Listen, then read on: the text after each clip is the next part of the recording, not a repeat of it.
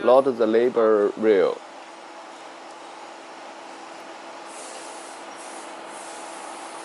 Normally, the printed labor has static electric, so we can put the light ring to make the labor down.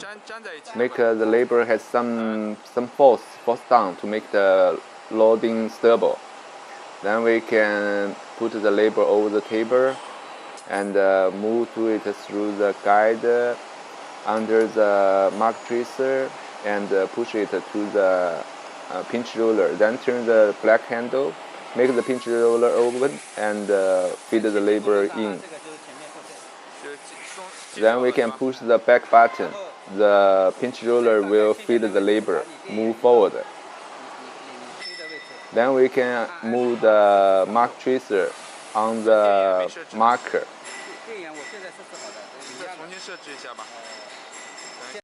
Move the mark tracer light spot on the marker, push one button. Then we move the spot on the blank area, push button again. The teaching is finished. When we turn, change the position, we can find the mark tracer can find the mark. Now we can push the labor to the cut line under the cutter, about the cutter. Then we can set the labor length and can push F2 button to test one piece.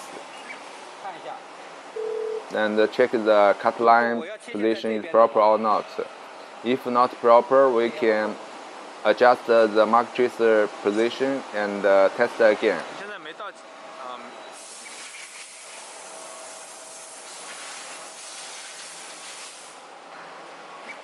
If the cutting position is okay, then we can push F1 and can do continue cut. The F1 and F2 function change is under machine start screen. We direct push F1 or F2. Normally we only use the F1 for this machine.